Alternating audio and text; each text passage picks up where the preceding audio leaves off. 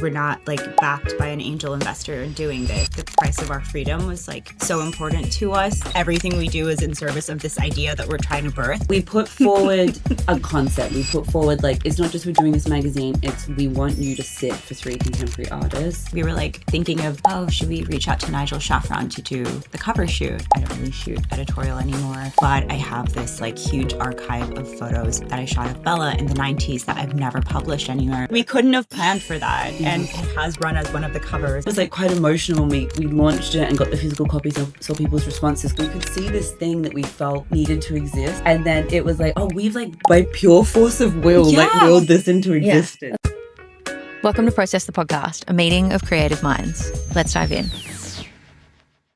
Okay, it's 8 a.m. on a Saturday. You guys launch Persona to the public with an event tomorrow. Yep. When did you put it online?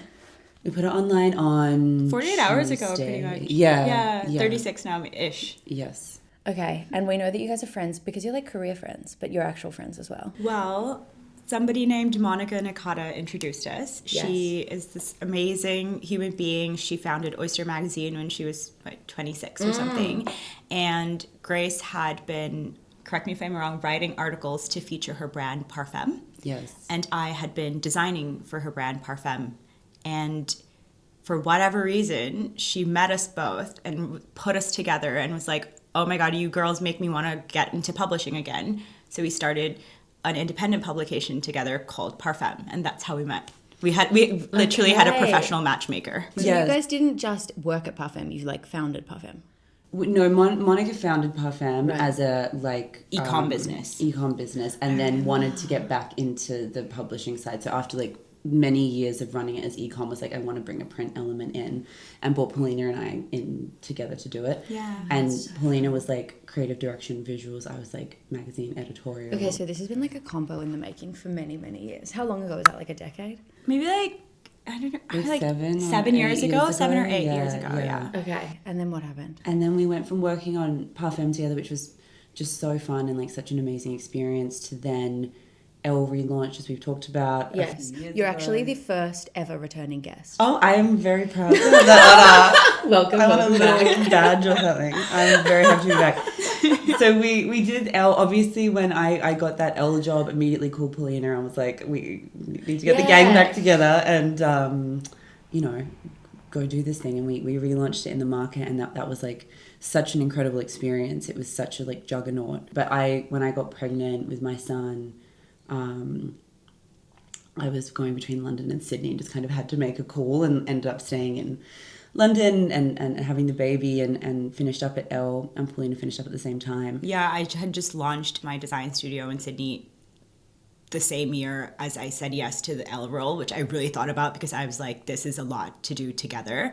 And the same time, Grace was like, okay, I think I need to go have my baby and be in London. I was also like, okay, Elle is scaling up to 4 issues a year. I need to focus on like my baby, which is my design studio. Wow. Yeah, so we jumped ship together. And then we were just voice noting in the aftermath of that, like just purely in a fun like way of, I don't know, it was mainly we just like messaging each other visual references we see or people we're obsessed with or shoots we think are amazing. And then I think from that spawned this like creative desire to be back in the game of editorial.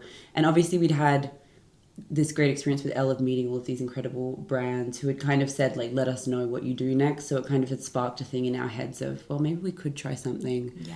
But it's a huge undertaking launching a magazine. So we spent a very long time. Yeah, ridiculous. It was so theoretical for so long. Yeah, we are. We are absolutely insane. Gluttons for punishment. Yeah. like every other day we will text each other, we are crazy, it must be said. Yes. It must be said. And but you got the energy, it's good. Yeah, it's good. And when we were chatting about Elle, I was like, girl, what? Like, this is amazing and huge. And you made it really clear that it's all about the people that you surround yourself with to be able to carry every idea, deliver the deadline, carry the vision with you. So like it was very clear very early on that you're all about like the specific collaborators that you have in your corner. 100%. Like we work just incredibly well together. Like we're like friends and love each other. But from just a work thing, there's like incredible synchronicity, synergy. Absolutely. It's so funny the amount of times we send each other like the same reference at the same minute, Yeah. like on Instagram. Yeah. Like we just are very.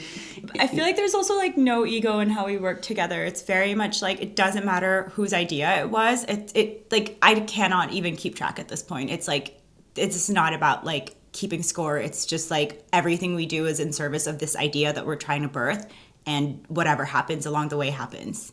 Yeah, that's just how we've worked together. And kind of no job is too small. Like, so when we were launching this, when we were relaunching Elle, we had the infrastructure of a huge company behind us. So it was, you know, it's modern publishing. So it's like smaller teams and smaller budgets than 20 years ago, but compared to like independent, it's still like a massive infrastructure. We were like, if we're doing this, we're doing everything. We're emailing people, we've been like packing orders, we've been running the Instagram account, like we're really across every single aspect of it, which is actually really fun. Is that because it's like co-founder mode and you literally don't have the capital to do all the other things, or is it because like no the passion's here, like you want control? It's a mix. Bit of both. Yeah. Definitely a little bit of both. We also are like control freaks. Yeah, I think for the first one, it's like there are certain things. It's a really good exercise to think about, like when you're starting from here and thinking about like hiring people to do things. Yeah.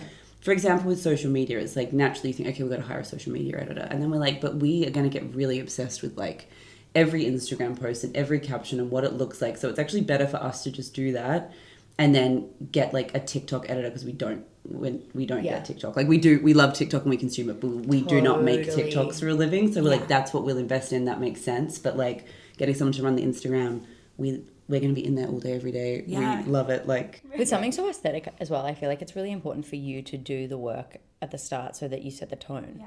Like it's crazy because if you just got a social media editor and then they put their little flair on it, it's like, well, where the fuck did that sound effect come from? Yeah. Why is that our thing now? Like we didn't say that, but then you like approve it once and then all of a sudden it's like, oh, we do that now? Yeah. Oh, but that's not you and like how you wanted it? 100%. And it's the nature of this project, which we will go into with you, this magazine, it's like fandom and obsession and attention to detail, and like that is the whole point of the whole thing. And it's published twice a year, it's one person, so it's like we really need to be in the weeds of like communicating what it is that we're doing for this first one. I think it's like very important. So what did you guys know now about all of this and launching a magazine that you did not know back then? The first time I chatted to you, Grace, and Paulina, from what you obviously carry. I do feel in a weird way, which is absolutely not to say that we knew everything going into this, but I feel like we absolutely had the right experience to execute this smoothly. Like we had launched brands, we had relaunched a huge like global title. We had run our own businesses. We'd done Shopify. We'd done EDMs, like literally everything. It's like, okay, I know how to do that. And it felt great in a way where there was obviously the new challenge of soliciting talent ourselves and speaking to distributors directly.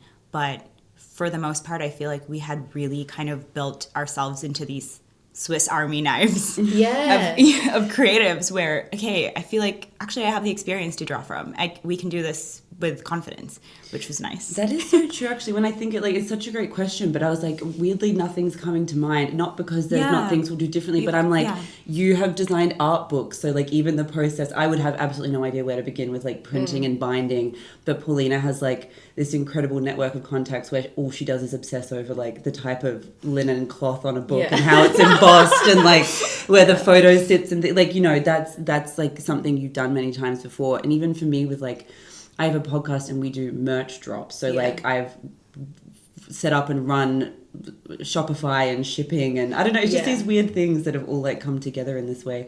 It's been a lot of work and yet it's just felt very, I don't know, I wouldn't say easy, but like it's seamless. Like I've never really done a project like this before where there has been like zero friction at any point of the process. I mean, touch wood. Touch wood, we're launching tonight. Yes, but there is this like funny momentum around it. And even like we were voice noting about it and coming up with this idea, and we came up with this idea of like okay, what would a magazine look like if we were starting from scratch and there was no guardrails and there was no like, you're supposed to do this and you have to do this and it's got to look like this and this is how you have to monetize it. What if we're like, every rule's out the window, pure just like brainstorming session, what would we do? That was like weeks of going back and forth on that. And when we came to this idea about... Weeks and weeks. Weeks and weeks, probably months. Yeah. We came to this idea of like, I can't even remember exactly how we ended up talking about it, but it was like, what if it's almost like a fanzine, like it's an object of obsession about one woman, where the thing that makes it worth like the investment having in your home being hardbound is like that you genuinely get this like access that you and intimacy that you cannot find anywhere else, because when you work at a glossy magazine, like they're amazing, like you know, incredible objects, but the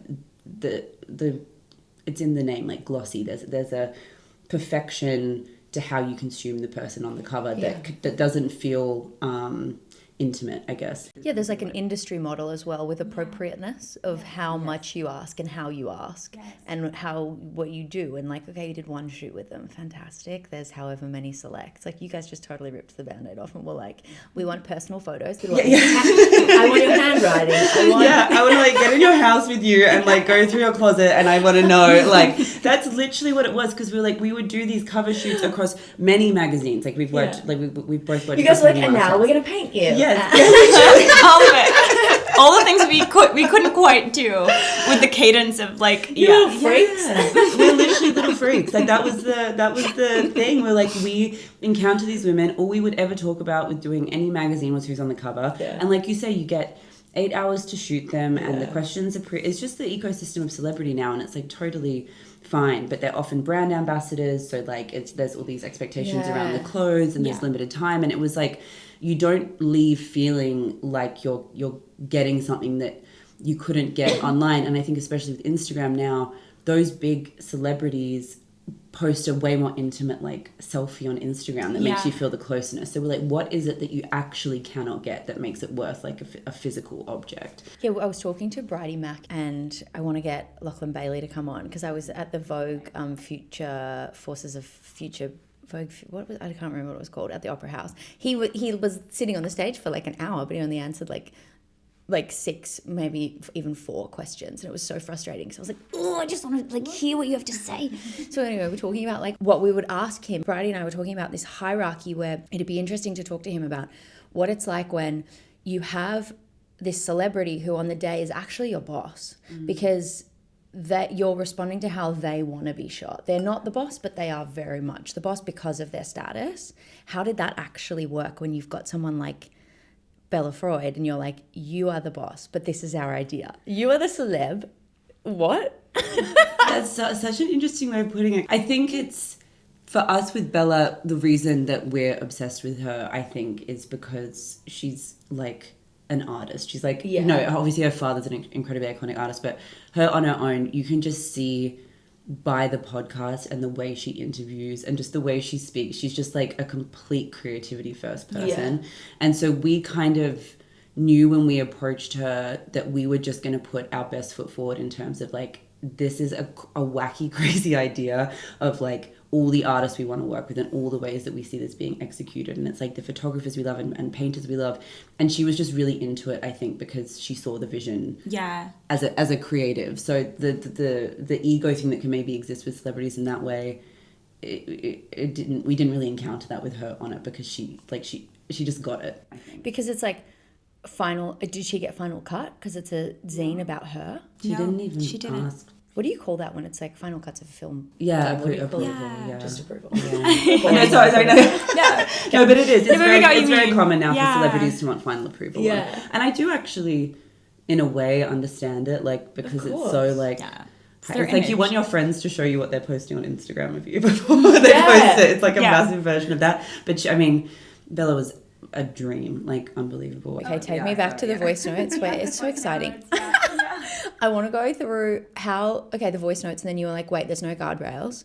How did you guys find the formula to be like, well, these are our now guardrails? Well, I think the first thing that went out the window when we were like, what are the guardrails we would sort of throw out the window is like, okay, we need to do away with the sort of categories that exists that we feel like we have to fill in sometimes, and that takes away from what we're actually interested in doing. Like, why does there have to be a travel section? Like, that's going to be published twice a year. I'm going to hear about that information online or from friends. Like, I might want to go to a different hotel by the time this comes out, you know? Or like, there has to be a shoppable section, and it's like, actually, I don't shop that way. Like, neither does Grace, and neither do our friends. And so, like, all of these things, we were like, okay, strip away, do away with all that. And then I think another thing that was so central to this project and was so important to us was, what are we adding to the conversation? What are we saying that nobody else is saying? And if we're bothering to do this at all, what value are we adding? And that's what really challenged us to be like, we have to rethink the format entirely. This can't just be a fashion magazine and the way that other fashion magazines exist. Other people do it so beautifully. Like, what are we doing that's different? Yeah. And I think coming on that idea of like, every issue is about just one person. Like, there's no filler. There's no other stories. It's literally like that singular and obsessive and almost taking the like sensibility of a fanzine but wrapping it in this like coffee table book, really elevated like imprint style. I think that to us felt like, oh, we've like caught onto something that's really interesting. Yeah, for a really long time we were calling it an editorial imprint, and we were like, okay, we kept trying to find the verbiage for what we were trying to do. I went to dinner the other night and someone was like, oh, I hear you guys are doing a MOOC. And I'm like, what is a MOOC? A magazine book? I'm like, what? I'm like, kind of, which is cracked me up. But yeah, I think people when they see it are like, a MOOC? We're not using that in our. We're not using that. That is not part of the actual press release. That was like somebody else said that to me. But I think when people see it, they are surprised at how substantial it is. Like, it's a proper, situation. Yeah. So how did you actually decide? Was there a moment where you were like, you and me, kid, let's go? Not even. No, it kind of. Did the voice notes just get out of hand, and you were like, "Well, fuck now." Honestly, the voice notes have got so out of hand that we now have a magazine. Like, I'm like, enough things happened. We kind of came up with this idea, and we're like, we love it, and then we're like, okay, so who would it be? And we went back and forth, obviously, for so long about like all the people we're obsessed with, and how there are endless iterations of this idea, and how each book could actually be completely different. The contents of it based on the person we're working with. And we just kept circling, and we just kept being like, we're just obsessed with Bella Freud. Like, we're just so, that was who, and sort of remains who we were like consuming every week. The podcast was like appointment listening. It still is. Like, we just felt like she was bringing something into the world with that podcast that spoke to what we were trying to do. It was like in this world of whatever, it's like more long form storytelling. Yeah. And just like substantive and anti what everyone tells you the right thing to do is. Like, everyone's obsessed with like crazy short TikTok clips and reels, and then she makes a podcast that's almost like Parkinson in the 70s. Like, it's like, Parkinson. I know, but it's like that kind of long form. So I explained to my dad what the podcast is. I was like, okay, imagine me like Parkinson, but not. And he's like, so what? And I was like, oh, yeah, Parkinson's such a vibe. Like, so, but it's like, I think that to us suddenly was like, oh my God, that's the person that embodies the idea. Yeah. And even that, like, we're an Australian magazine, we have like a global lens and a global reach, but we kept doing things that were the things you're told not to do. Like, if you launch an Australian magazine, you have to have an Australian cover star on the cover. That's just what you have to do. And we're like, we're actually just not going to follow anything that we come up against that we're like, you shouldn't do that made us like want to do the opposite. Yeah, throw it out. Yeah, that's amazing. Yeah, and then we were like, let's just reach out to Bella and see. All we can do is see. Okay, so the outreach, how did it happen? It was literally like an email. Hi. Like just a cold email. This wasn't one where we had a connection. No. The pre-existing connection, I mean, yeah. What did the email say? We're obsessed with you. We want to do this thing. Like, was it like we want to do a zine? And we explained the concept. Scary. People scary. want to wait and see. Like that was my honest expectation was that she would come back and say, "Sounds great. Send me the first issue." And thing. Yeah. We were like hopeful, but in my head I was like, I think that's probably what's going to happen. But we put forward a concept. We put forward like, it's not just we're doing this magazine. It's we want you to sit for 3 contemporary artists. They're young women in 3 different mediums, and these are the artists that we love. It was a very cohesive pitch. Was there a deck or just all words? There was a deck. There was a deck, yeah. Of course there was. And then what She was is so good at a deck. you No, wouldn't my believe. God. Please don't let that be on my tombstone. Put at decks. Do a deck. amazing decks. So what was in the deck? What was in the deck? Well, it was basically explaining our concept, what we were trying to do, what we were trying to build. And we, sort of the obsession of focusing every issue on one person and us wanting to sort of create a lasting portrait of the most fascinating women of our time. Yes. Basically our goal is hopefully if we can continue to do this, down the line we look at a bookshelf and it's that was the 2027 roster, and it's these were the people that we really spoke to us and culturally really spoke to what was happening. So it was a lot of that in the deck, and like Grace said, we came in with a very clear pitch of how we wanted to capture her portrait, in the broader sense. Yeah. And I think from there, we can only surmise, but she probably got the impression that these guys don't want to cover me the same way I've been covered before, and perhaps that was exciting to her. There were also a lot of fortuitous things that happened, one of the artist whose cover, who painted the painted cover on one of our covers, Amanda Wall. We didn't know it at the time. We'd always just been fans of her artwork and thought, she would do an amazing job at capturing Bella in an oil painting. Bella responded to her being part of the roster that we presented her with right away. And by the time we spoke to Amanda about it, she said, did you guys know Bella was my first art collector? She messaged me so really amazing. early on in my career. We And didn't know they had any overlap with each other. We just loved Amanda, and that they would go so well together. Cool. And Bella didn't mention it when we mentioned Amanda. she It was didn't. just completely. And then Zoe Dubner, who's a novelist who we love her writing, we asked her to do a very long form profile instead of the regular cover interview. And she was like, did you reach out because I just did this shoot and I wore the Bella Freud suit and I emailed them to be. It was just no, this but the really universe is universing. the universe hard. It was amazing. truly. Wow.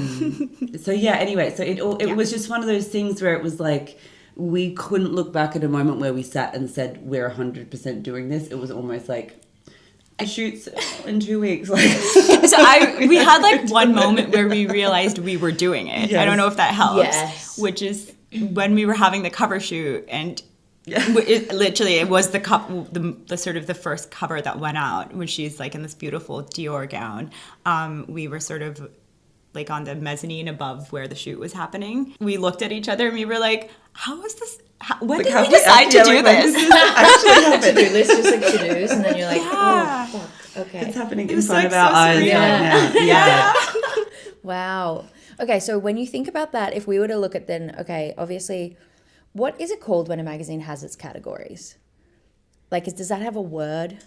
Sections? A traditional sections. Yeah, I guess sections. Yeah, So yeah. did you guys organize all your sections and then be like, okay, and this time we're going to do a painter, and then that's going to be towards the back-ish, but then that'll also be a cover pulled out? Or was it more the to-do list happened and then you were like, okay, we've got all this great stuff, how does it work together? It was How the, did it it was the work? latter. We were very in a traditional magazine. It's you have upfront fashion, main fashion, the thing. You've got to have and we, as we said before, we're going to throw the whole rule book out of the way. And it was very much, at the risk of sounding a bit corny, it was just a creative collaboration. We didn't go to Bella with a checklist. We kind of said, this is what we'd like to do. And then as we spoke to her on set or spoke to, people in her orbit, it was we would just love access to the first shows that you did when you did runway shows in the 90s, and then suddenly she was pulling out old Polaroids and her original show notes, and she's a person that has had so many creative iterations that even us as fans of hers, we were she made all these films with John Malkovich in the 90s, and they're Imagine. unbelievable, they're so cool. So we got all the stills from that and the behind the scenes photos, and just it all came together very naturally, and it was almost just a gathering exercise at the start of not knowing what it was going to look like. Yeah, and responding to it. Every time a prompt came, we were like, what can we do about that? And that's kind of how it happened. One of the photographers that we had approached, we were thinking of, should we reach out to Nigel Chaffron to do the cover shoot? and he was kind of like, oh, I don't really shoot editorial anymore, but I have this like huge archive of photos that I shot of Bella in the 90s that I've never published anywhere. I'm like happy to give you guys exclusivity for that. And, like, you know, it was like unexpected. Like, yeah. oh my God. But like so unexpected. Like we couldn't have planned for that. Yeah. And then it's now like it has run as one of the covers, but it's also such a big part of the book. And like we couldn't have like sat ourselves down before the start of this process and been like, okay, let's hit this guy up for that. Yeah, and I think for Paulina as a designer, it's like she's designed for magazines, but she's also designed so many different like things, including art books. So I feel you obviously speak to this, but it felt more like you sat down with this like wealth of material and were like, how am I going to design this book with what we have, as opposed to how do we create a magazine with a consistent format we can recreate. Like what we did with this issue, we're going to wipe the slate clean on our next cover. So how did you know that you were done in the foraging to be like, okay, let's not email anyone else, I think we have what we have? Well, we did have to, like, deadlines? kind of, I mean, we didn't want to keep it going for too long as well. Like we wanted to get it out by a certain time, and I think it was sort of important to us to stay a little off calendar. So we were like, we have to get this out before the September issues, because we wanted the concept, which was a new concept that we had to sort of explain to people, to have its own moment. So maybe that was a little bit of a deadline, and we exhausted. We did many avenues. We did. And the thing with Bella is she is so beloved by people in her orbit that we like emailed Kate Moss's agent, and she was like, anything for Bella, what do you want? Like, it was just crazy, you know, the doors that opened up. So we kind of followed, again, just as fans. This was like, you know, it was little things like when we were at her house shooting, and I was just like, oh my God, I just want to know every single, she just has stacks of books. So I was just like zooming in on like the covers of books. And then we just did like a big shoot with like all of the books in her house, because I was like, if I was a fan of hers, I would be annoyed at someone seeing this and not telling me what was in there, you know? So we had a lot of conversations of, we thought we were there, and then we're like, okay, let's really tease back, is there anything that we feel like from the access we've had that we haven't asked her for that we could get a bit more of, you know? Even we went to like the Lucy and Freud estate to be able to print this like stunning portrait that Lucien painted of her in the 80s. Like, you know, we got the rights to run that as like a full page. Like, just, you know, it was we just followed the obsession. Getting the rights to do stuff like that, how does that literally work? It's just email. Yeah. And do they charge you for it? Yeah. They do, yeah. Spenny? Yeah. But like in that instance, it was just so central to her story, and it's like we felt like the portrait of her that we were essentially painting was like missing if we didn't have that piece. Yeah. And then Bruce Barnard's this amazing photographer that took a lot of photos of Lucy and Freud, and he's got this amazing one of him and Bella where Lucian's standing upside down and he's like doing a handstand, and Bella's sitting next to him, and she must only be like 20 or something. It's the most amazing image, and we were like, okay, we have to have this in there as well. So we hunted down. I think Bruce's he sadly passed away, but his wife runs his estate now. So we just suddenly were like having as well calls with people and talking to people where we really felt like we were engaging with. It's just like amazing part of cultural history. Like, it was Yeah, wow. It is very like, you don't get if you don't ask. And we just like asked. You were like, well, we're doing this, so Like, oh, if they say no, we're not going to be worse off than where we're at right now. So it's like, let's just ask and see what they say. And we were very lucky. Everyone like responded really well to the idea, and everyone said yes, which is great. I feel like we need like a back of house coffee table book where there's like just you guys in like the emails that the book with the emails, at least the transcripts. You guys have said, seriously, because it's going to be I mean, we'll talk about this after, but like I've seen the deck, so I know that there is, for example, like a much more contemporary actress from the US that you intend to cover, and I'd love to talk to you about a little bit later about that. But like the access on her, like, no, there's no archivals. Maybe her baby photos from her mom, but so that, and I feel like you guys are going to learn so much and like become totally different women in every issue, because you're scavenging like totally different versions of what you're doing. I think so. It's going to be such a learning process every time. So cool. It's so like how lucky that we get to take pieces of these incredible creative minds with us with every issue that we make. Yeah. It's like beautiful. I love that. Has Bella done anything since the launch in the past 2 days or anything? Has she posted it? Has she been a loyalist to it? Oh my She's God. been incredibly supportive. She's posted all the covers. She's posted a lot of stuff from inside. She had this amazing quote where in the interview, as soon as we read it, we're like, oh, that's got to be a tile. And she was like, no, just no one asks fashion people anything interesting. It was just this great thing. And now we've had 1,000 shares of it being on people's stories, because I think and it's what's so great, obviously, as well, is just her network of people who know and love her. Because we've collab posts, it will be Julianne Moore liked your photo, or Inez and Vanud, and we're like, oh my God. So, she's got this incredible respect in the industry. So we feel it's such a compliment she put her faith in us, and then it's such a compliment that she's happy with the end result, because we're this is someone with the highest taste level in the world, whose eye we respect so much. We've got to bring it. We've got to bring it. For the end product. She's got to, Yes, and we didn't know how she would react to it until, the thing was out, and she's so lovely. She sent us a little note, and we actually both teared up. Yeah. I think it was just part exhaustion and part just being moved that, something we felt we didn't compromise ourselves on creatively, and she saw that, and she respected it, and she appreciated it. That was such a rewarding feeling. So you guys have worked all over the world. You're in London doing all sorts of things, and you've been Philippines, Sydney. There's many other things. I wrote it down and I was like, whoa. How does it feel doing an Australian mag? And is it even Australian? Is this for an Australian?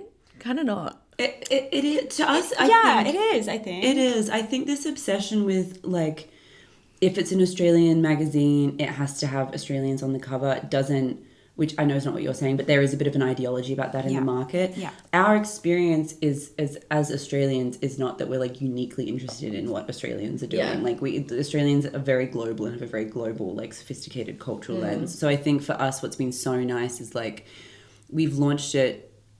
I live in London, so there's we're going to have European stockists, UK stockists. We're going to do a launch event in London with Bella, but it's printed in Australia, it's made in Australia, it's an Australian title. And again, it kind of speaks to we refuse to let ourselves follow this idea of the rules of how you launch an Australian magazine. It's an Australian magazine with a global lens, but everyone that we've encountered here is I fucking love Bella Freud. It's I think she's culture is global. Yeah. And I think just the fact that I'm Filipino also, but also Australian. I think just the fact that we're both Australian, and this is our perspective. I think naturally this is coming from us. It is Australian. Yeah. It's also the community that we collaborated with to make this happen is very Australian, even down to our printers.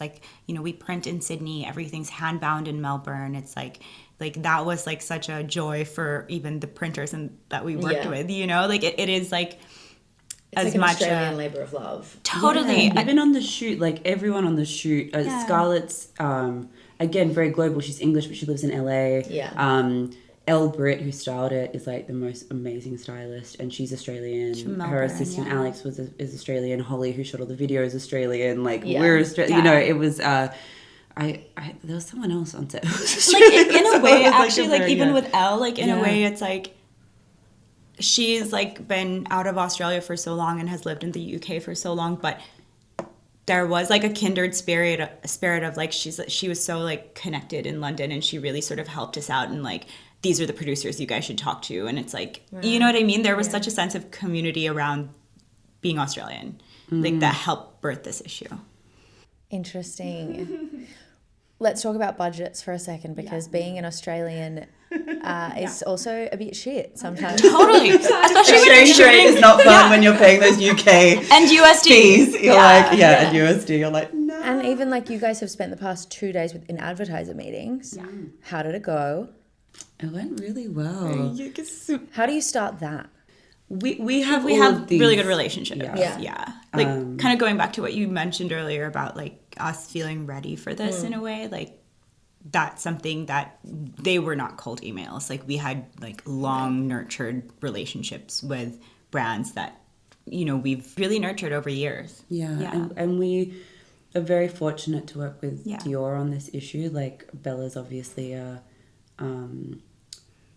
friends with Jonathan, like has worked with Jonathan, has done stuff with Jonathan. They co-presented like one of their Yes. latest collections. And They're the Tuileries together. Like, it's very, so if that was just like a very natural alignment, but it's also a big leap of faith for a brand of that caliber to like join forces with a essentially untested title. Like, I think we're not untested as creatives in this market, but no one had seen it before. So it was like a huge trust in what we'd be able to execute. And I think everyone just feels excited, I think, by something new and different and unexpected in the market. And So how did it work then if you've got Bella, who's in the UK, you've got someone like Jonathan Anderson, who's incredibly global, and then you've got Australian print and a primarily Australian audience, but like, and then Dior, which country of advertising or like partnership are you speaking with? We speak exclusively to the Australian teams because we're an Australian title, but again, everything's so global now that things go through global. They have obviously an incredible roster of like aligned talent who are all incredibly global, and so it's like all quite I don't know, fluid. Like everyone's talking to each other, which is always how it's been and is how it is. Yeah, and talent also always has to be approved by HQ in Paris. Yeah.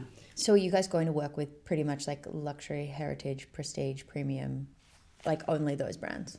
No, I think we've got even this first issue, we worked with, well, they are a very prestige, amazing brand, but we work with Mecca. And that was really fun for us to sit and think about, you know, it's when you go niche and singular as we have with one person, the natural question I think brands have is like, okay, so how do we fit in with this if it's not like a beauty shoot with Bella? And Paulina's incredible like creative mind immediately was like, I can just see a vision of a beauty shoot that is shot, you know, in a sort of homage to the framing of Bella's podcast, but is its own total own creative execution and concept. And Grace's amazing mind is like, I think we need to like ask some sort of beauty neuroses questions to these like incredible like models and like sort of up and coming creatives that we're featuring. It's like I feel like they're gonna have really good answers if we ask them about this, and like something Bella said at our shoot stuck with us and like informed this shoot as well that we did with Mecca, which is like, she said the feedback she gets the most from her guests is when they're lying down and they don't see her asking the questions, they kind of feel like they're talking to themselves, so she gets such like intimate answers out of that. Should we try that in a moment? Exactly. I would love to live. Me too. After the last 2 days, it's like we may never get up. So you guys are upright. Silence. I always thought about that. Like, also, it's so unflattering sometimes to see yourself like that. So I'm like, I wonder how that approval works on her podcast. That like somebody is okay to be filmed like that, because I'd be like, 100% no. But it was so fun as well, because it was like that whole concept of like no one asks models anything interesting really. So with like this idea of getting these models and just like having them like look up in the disembodied thing of just talking, and we asked these very like provoking questions that were sort of inspired by Bella again whilst being its own thing. That was like a really fun, I don't know. That's one of my favorite parts of the whole thing, because when you look at it, there's so much negative space around them that they're enough. When you look at beauty, you're like, I don't want you to put the PNG cut out of the lip gloss next to her face. Like, leave her alone. Let her be. Just let me read it and just like soak that in. Like, there's too much stimulus. I'm overwhelmed. 100%. Yeah, you want like that. I mean, it's such a beautiful shoot. I think it's all the shoots stunning. That's a stunning shoot. Like I was on holiday in Greece, leaving Paulina to deal with the logistics of it.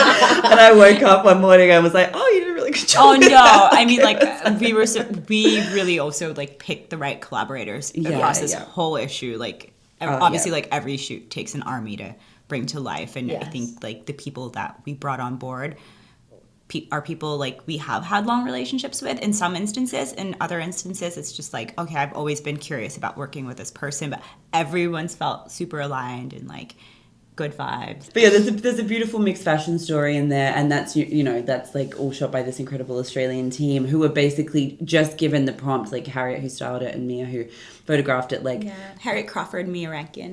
It's about Bella. It's then take what you love about her. It's not prescriptive. Like I what we found, I think, throughout this whole process is when you go to creatives are very often nowadays given extremely tight briefs that do not give them too much room to move around. And I think we had such freedom, fortunately, in the way that we were doing this, in it being an independent title where we could just kind of say, go crazy, like run, this is, it's within these restrictions, but they were small. It was like a little kernel of an idea, and then they went off, and obviously Paulina was creative directing everything, but that shoot's just awesome because there's these tiny little, there's this beaded corset that's like an homage to the Kate Moss runway look, and there's like an eye patch in one of the shots because that's another great runway look Bella did, but it's a little bit like wink wink nudge nudge, if you know you know. And also it's just like a great fashion story, and it's a mixed fashion story where the stylist had just sort of free reign, so I think that was really fun as well. Like for example, the stylist, I asked about like these amazing painted pants that we ran in the issue, and the stylist, I was like, oh, are they like this brand or that? And the stylist was like, no, they're the pants I actually painted. I'm like, fabulous, let's leave it in. Oh my god, it's so good. When you hear that and you're like, thank you for like trying and like doing everything.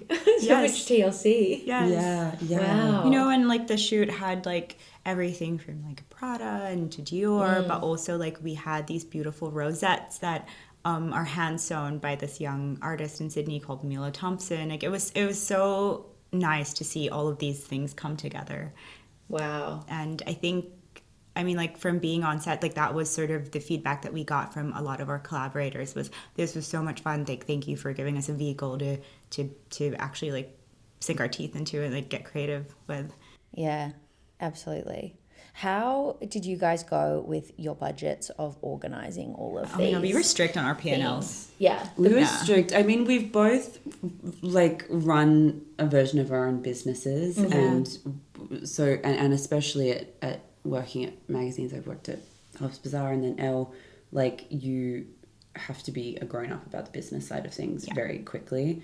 So we were aware of that, like as much as we were having a lot of fun going back and forth saying, and what if we do this and what about this and like thing, we also were like, okay, we, as much as we say the shoot just happened out of nowhere, like we obviously at some point had a moment where we sat down and were like, what does this actually look like? Because if we're going to do this, we're going to print it beautifully. Printing it beautifully is going to cost a lot of money. Yeah. What's the cover cost going to be? Do we actually believe that enough of an audience is going to invest in that? How do we look at working with brands? What's there's like a lot of questions. There's a reason why print media has a reputation as being a difficult industry to be in, because it's very, very expensive to print, and from Australia it's very expensive to distribute and to freight and to get out. We're a really big country, and shooting fashion shoots and stories is expensive as well, and so as it should be, because it takes a huge team of really talented people, but we had to sit and crunch the numbers. So did you guys sit there and be like, okay, this is what it's going to cost, okay, split that in 50%, and then you're investing X amount, transfer it from your personal savings accounts, and you're like, great, because the literal creatives that listen to this are like, how did you actually do it? Well, how am I going to, I could never do that. Like, what does that even look like? Like, is that literally the act of spreadsheeting, being like, righto? Well, it's not just about like making a personal withdrawal from, our savings account. Like, I think that's where commercial partnerships come in. Like, we need people to help us tell these stories. Yeah.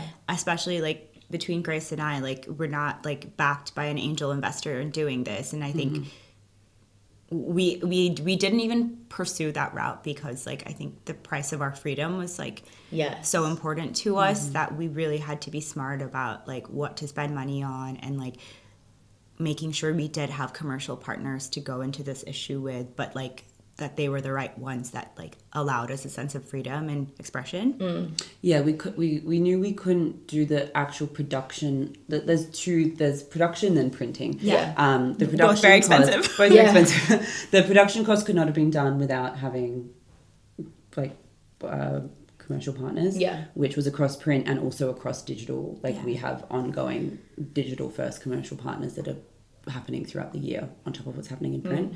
And you know, a lot of touch points of the way that you can work with us, from like Substack to TikTok to podcasting to YouTube to, you know, like all of that. We're talking a lot about print, but it's very much like a digital first. It's a whole ecosystem. ecosystem. So that was the one side. So we knew we had to get that across the line to even start production. And then the printing side, that was honestly to a certain degree a leap of faith, in that we knew that we had to make the money back in sales for it to pay for itself. So we basically put in the order and said, like, we have enough to cover this much, and then we're gonna sort of like, and then the rest is gonna be covered. Do sales projections and be like, this is like these are our target sales over like X number of weeks from launch, and like these are our goals. And like my husband works in media, so we've spoken to him and his team as well of like, by this date we need to run this ad if we need to hit this target. Like, so there are a lot of number crunchy conversations going on. How do you guys get ready personally for the number crunchy conversations? Like Grace, a cigarette. We've had a couple of like morning calls where our amazing commercial partnerships partner was like, "Are you smoking? What time is it over there?" And I was like, "It's 6 a.m.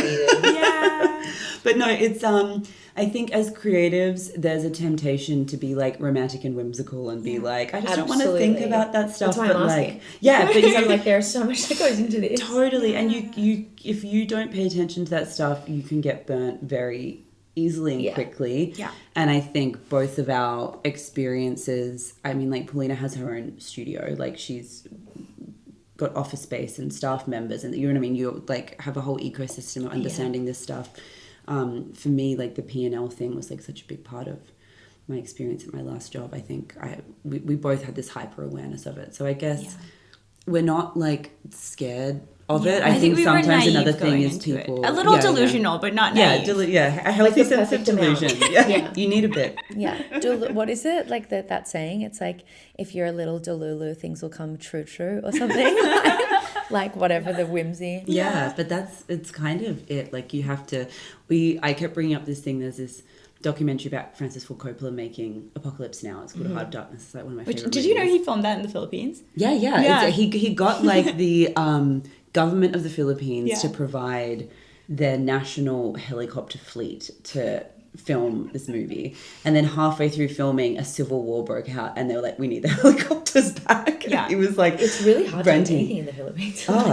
Everything is like wet ink. Like you have to have everything be like shipped over, like freighted over, so with a signature and stuff. They're like totally undigital on everything, so getting their entire fleet of helicopters must have been, that's fucked. Like it's the best documentary ever. But he basically said, my attitude is always, I'm making this movie and I'm moving through the world like this movie is being made, and like it's like physics. Like there is a certain point at which the universe has no choice but to just get on board and like move this. So all you can do is move it. And we did kind of take that ethos a little bit with like more than a little bit, I would say. We could see it. I think that's why it was like quite emotional when we launched it and got the physical copies and saw people's responses, because it was almost like we could see this thing.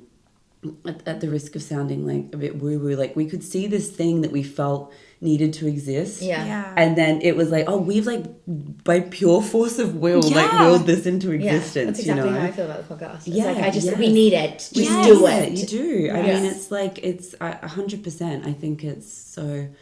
It's exciting. And just on that, like to give ourselves a little spruik, like the cover price is expensive. It's $75. Like that's much more than an average magazine.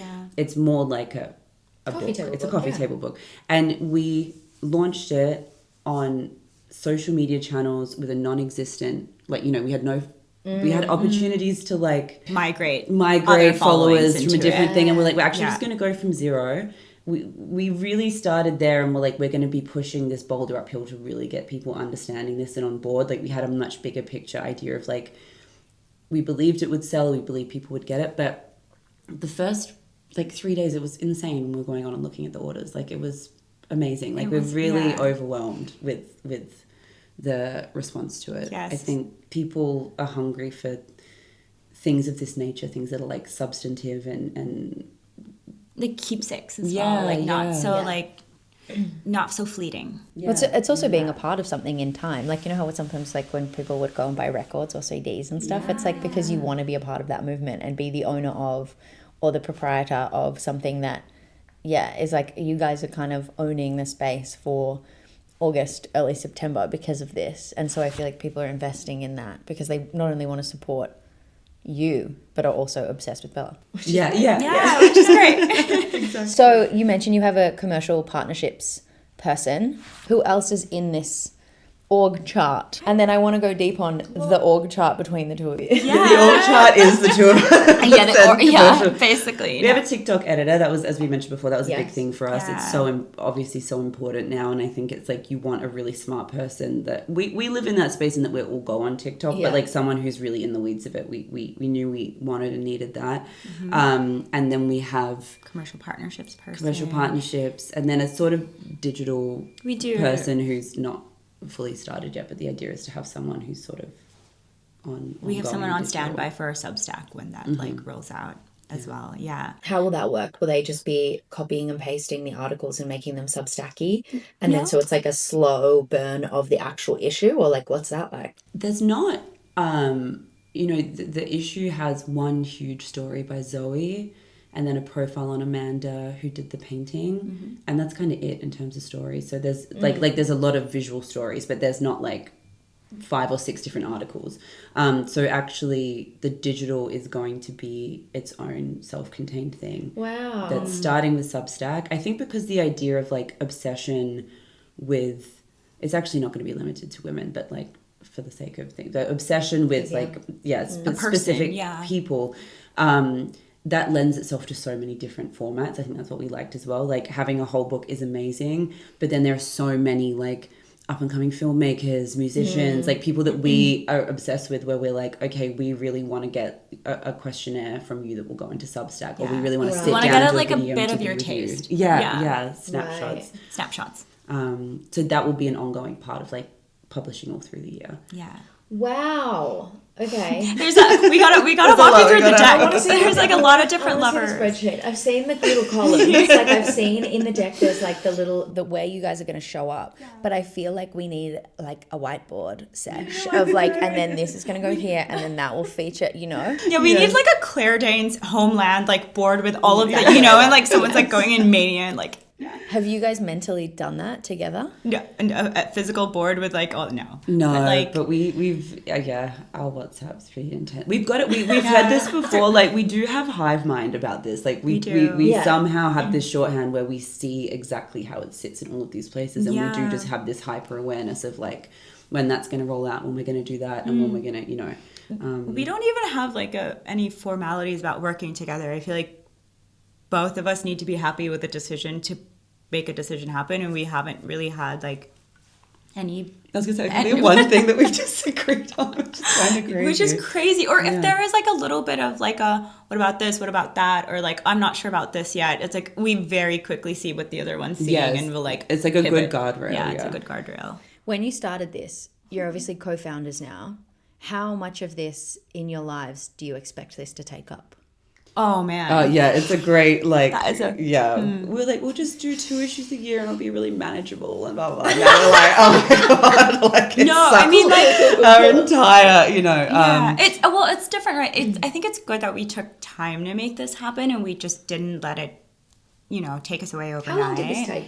Like over a year. Okay. Yeah. And from start to, you know what I mean? From the first email to Bella, ideation. how long did that take? I'd say about 6 months, I Okay. think. That we first emailed Bella? Yeah. Maybe, yeah.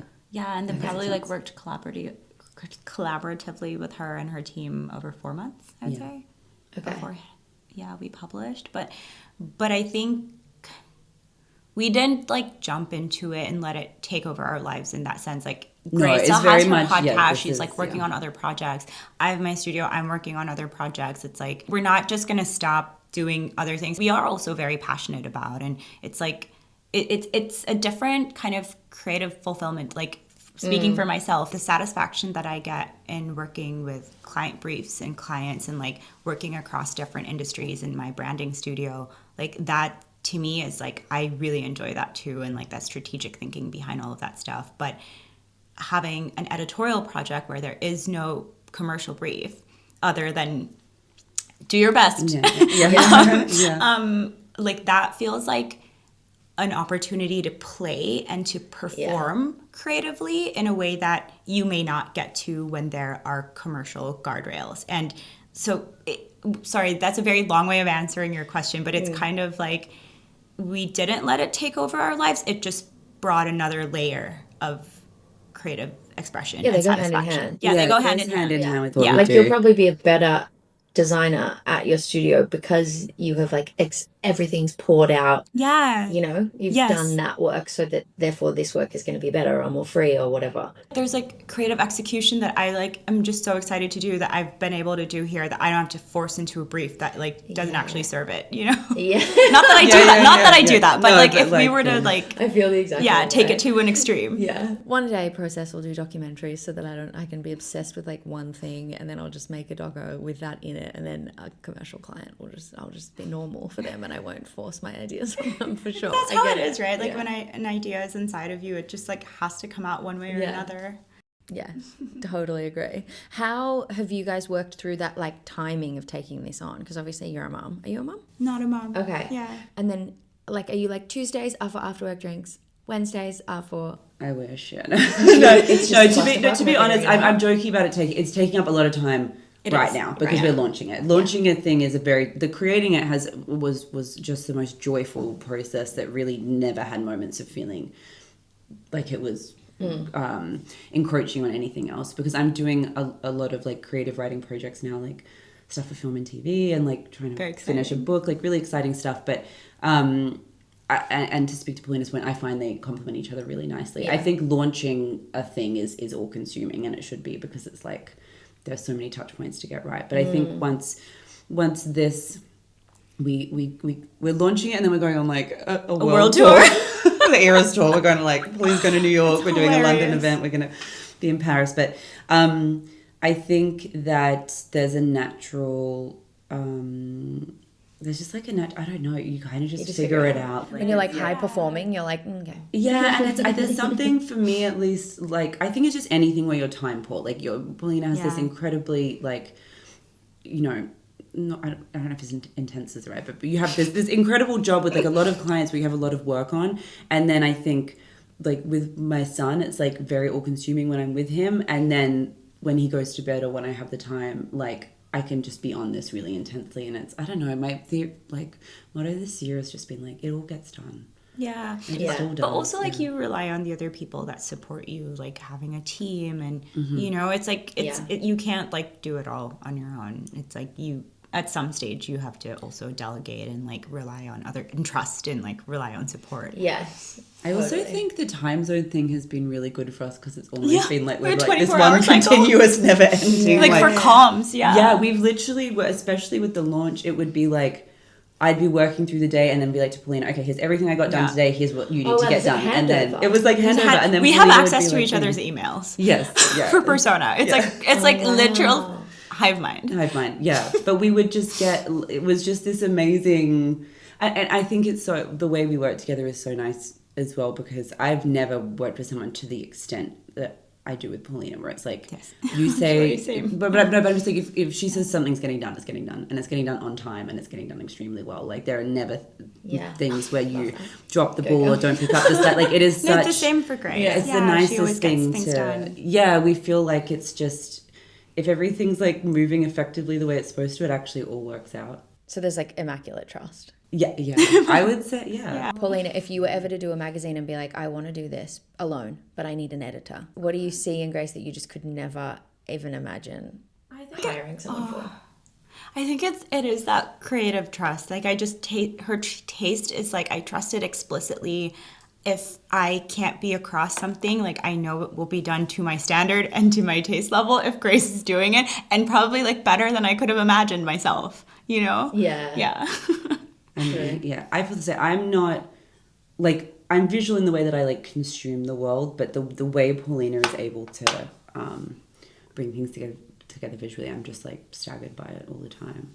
Isn't it amazing when you like put your trust in a visual person? I think I'm a little bit more like you in that sense. I have a graphic designer that works for me, Marvi. She's from the Philippines. She has an architecture degree. She's 23. Wow, I put my trust in her for so many things that like it's kind of outlandish that I do that because clients would expect it to be like an Australian midweight, you know, that kind of thing. And sometimes I open these files and I'm like, oh my, how did you do that? Like, and it's crazy when you just fully give someone trust, how that like, it's amazing. It's the best. I think the most irreplaceable thing about Grace too is like her instincts. Like she's got really good instincts for talent, for what's happening culturally, that like, you know, a lot of people can write really well. Grace is such a genius writer, but it's like that kind of the cultural fluency, I think, is like a harder thing to find, right? Yes.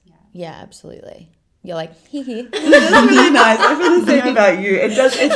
What's funny too is like not to just make it like an aggravating. No, you're the best, but like it is amazing the extent to which like we'll becoming just be in the insufferable. cab and I'll just be like, you know who I'm like fucking obsessed with, and I'll just say someone, and you'll be like, yeah, like it's just that there is this kind of funny, and sometimes it's someone like they're not random to us, but they're like not. There's obvious people in the culture, and then there's people that for whatever reason you're just like a bit into what they're doing at the moment, and we tend to find we have similar. Where do you guys get all your stimulus from? I mean, of course, it'd be like, oh my God, so many places. But what are your like ride or dies? I get so much from Instagram. I do honestly. My Instagram feed is fucking immaculate. I've muted I've muted my husband. I've muted my mom. Like no, I have like I know what everyone. You're muted. Everyone's muted. I'm finding out in real time. A friend of mine got like really offended. She's like, you've muted. I was like, I've muted everyone, babe. I was like, no one. I have no person. On my feed. It's entirely. I don't even know who the account that their accounts with photography, cinema. Right. So you open Instagram, it's nothing about the Sunday barbecue. I've never seen anything that's going on with people I know. Wow, to the extent that I miss. Yeah. So it's just like a pity follow at this point, and then you mute them. It's a polite handshake. Yes. Like... No, I'm like but I'm not going to find out about your life this way. I use it purely, but then I'm on there a lot, but it doesn't have that like sort of exhausting feeling that I would have in the past, where you're like, oh my God, I'm getting so much like information about people. Oh, where you I'm, would like, die if you saw my feed. Oh like, yeah, I follow so many people. I thrive on the overconsumption across everything. Like I don't want to make it sound like I'm just like chronically online between Instagram and TikTok. Yeah, definitely, I'll cop to that. But also like I don't know. I feel like we like engage in culture. Like we watch plays. We read, we watch movies is probably like our top one that we like constantly talk about, like what's going on, both like old and new. Yeah, I think like I mean we're called one. Persona for Actually, this was another like really serendipitous thing that persona name came in part from the Bergman movie that we love, and they're doing a play of it with Cate Blanchett in London like right now. It's starting now, and they did a rescreening of the movie at the BFI South Bank that I went to, where I was like, oh, it's all like persona. But like reading, we both have like just stacks of old, art books and coffee table books. You're in the trenches of storytelling. For sure, but even like just like participating in culture, like I'm really excited for the Sydney Contemporary that's coming up. Like obviously, of course, we're going to be there.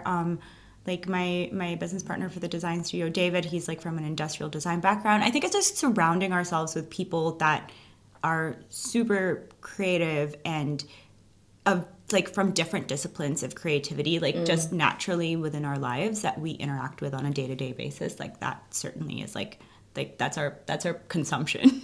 Yeah, that saying where people sort of are like, if you want a village, you need to be a villager. They say that more about participating in friendships and all that kind of stuff, but I actually think it absolutely applies for the culture and subtext of understanding what's actually going on. You kind of have to go to the openings. You need to be reading the things. You need to actually attend the play to get the vibe. But also you need to be talking about mundane things with these people. Like it can't just be like high-minded all the time. I feel like that comes out in the work, but like just like I can't tell you the number of times I've like spoken with people I consider creative geniuses, and like we're talking about something like Love Island, you know what I mean? But it's like but it's like I think it takes a certain frequency and like real participation for it to seep into your system, not just like theoretical, like this is what we're doing, this is that, like this is just like how we live, and this is what we surround ourselves with. Yeah, it is a true frequency. You're right. That's a really good word for it.